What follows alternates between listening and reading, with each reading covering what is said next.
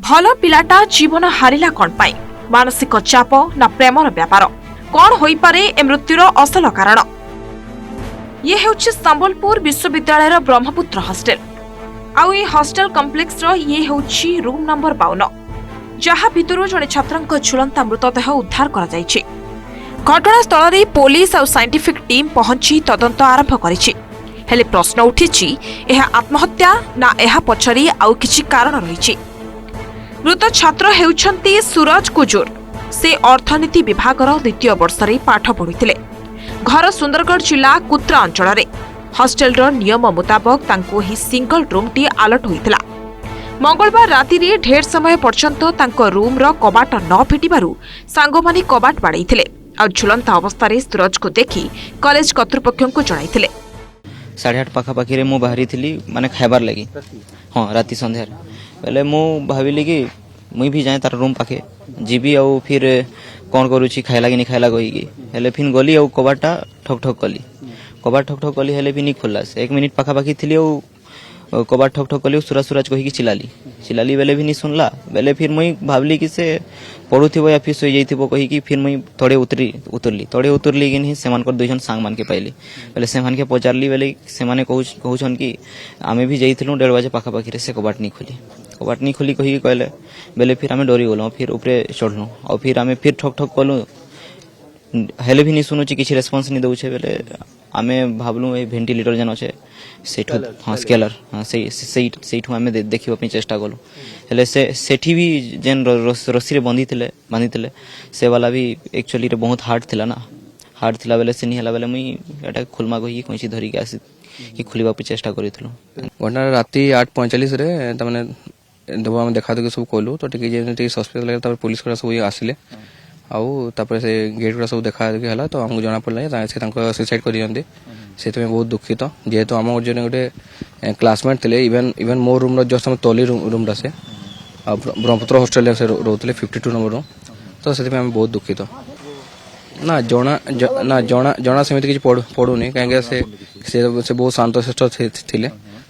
जो डिपार्टमेंट सांग मान थे भी कहते से बहुत चुपचाप थे कि मजामजी करती सेमती किसी नथिला भीतर लुकेबा किसी नथिला।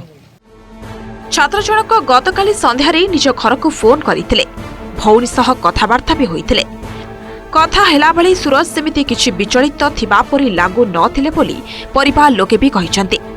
अपरपक्षे तांकर एबे सेमेस्टर परीक्षा चलिथिला हेले कर्तृपक्षक कहिबा कथा गतकाली कोनोसी परीक्षा ही नथिला। राति प्राय 8टा बेले ए अघटन बाबतरे जणा पड़िबा परे विश्वविद्यालय कर्तृपक्ष पुलिस को खबर देइथिले। बुर्ला पुलिस घटनास्थल रे पहुंची तदंत आरंभ करिछि। काली संध्या करीब 8:53 मते सुपरिटेंडेंट जणैले हमर राजेंद्र बेहरा अछि सुपरिटेंडेंट से कहले कि एमती हॉस्टल रे गुटे इंसिडेंट होई जाइछि। तापरे मु समस्त को इन्फॉर्मेशन देली हम वार्डन को कहली वाइस चांसलर को कहली और जो हम टीचर मैंने जो अच्छा अन्य हॉस्टल सुपरिटेंडेंट असिस्टेंट सुपरिटेंडेंट सब टीचर मान जणैली मु आम समस्ते आसिलु संध्यारे बुर्ला पुलिस को जनइलु तो आम सामने बुर्ला पुलिस आसिले आसिक रूमटा खोलिकी सब ऑब्जर्वेशन सब नहीं गले आज सकालू प्रक्रिया सब स्टार्ट कर कारण कौन तो जापारिनु तो इन्वेस्टिगेशन कले जना पड़ो।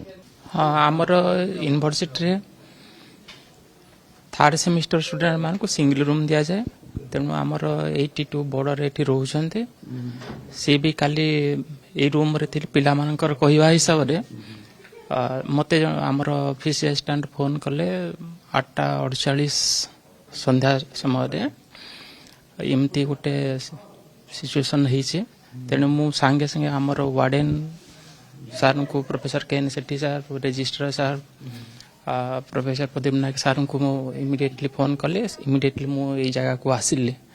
इन द मीन टाइम पिला माने बहुत झुलंत अवस्था देथिले तापरे पुलिस टीम आसिले तापरे से लॉक ये खोलिले तापरे झुलंत अवस्था दे तो काली तो 8-9 गोटे इनफॉरमेशन आसला हमर बुर्ला थाना को जे हमर संबलपुर यूनिवर्सिटी ये हॉस्टल ब्रह्मपुत्र हॉस्टल गोटे पिलाटे माने सुसाइड कर दिछि बोल तो हमर आईएससी इमिडिएटली स्पॉट को आसिकरी वेरीफाई करथिले। वेरीफाई करला बेले ताकर रूम लॉक थिला ଆଉ ଇମିଡ଼ିଏଟଲି ସେମାନେ ବି ଆଗରୁ ତାଙ୍କର ଫ୍ୟାମିଲି ମାନଙ୍କୁ ଇଣ୍ଟିମେସନ୍ ଦିଆହେଇଥିଲା ଏ ବାବଦରେ। ତ ଆଜି ସକାଳେ ସେମାନେ ସମସ୍ତେ ତାଙ୍କର ଘର ଲୋକ ପହଞ୍ଚିଲା ପରେ ତାମାନେ ମାଜିଷ୍ଟ୍ରେଟ୍ ଡକାହେଇଛି। ଇନକ୍ୱେଷ୍ଟ ଏବେ କଣ୍ଟିନ୍ୟୁ କରୁଛି ଇନକ୍ୱେଷ୍ଟ ହେଲା ପରେ ତାର ପୋଷ୍ଟ ପିଏମ୍ ପାଇଁ ସେଟାକୁ ପଠା ହେବ। ତାପରେ ପିଏମ୍ ରିପୋର୍ଟ ଆସିଲା ପରେ ଦେଖିବା ସେଟା ତାମାନେ ଡିଟେଲଟା ସେତେବେଳେ ଜଣାପଡ଼ିବ। ଅସମୟରେ ଅସ୍ତ ହୋଇଗଲେ ସୁରଜ। ମୃତ୍ୟୁର କାରଣ ଏବେ ବି ଜଣାପଡ଼ିନି। ଆଉ କାରଣ ଖୋଜୁଛି ପୋଲିସ, କାରଣ ଖୋଜୁଛି ପରିବାର। ଏଇ ଭିତରେ ସମସ୍ତଙ୍କର ଅପେକ୍ଷା ଏମିତି କ'ଣ ଘଟିଲା ସୁରଜ ନିଜେ ନିଜକୁ ଶେଷ କରିଦେଲେ ତାହା ଜାଣିବା ପାଇଁ। ବୁର୍ଲାରୁ ସଞ୍ଜୟ କୁମାର ଜେନା।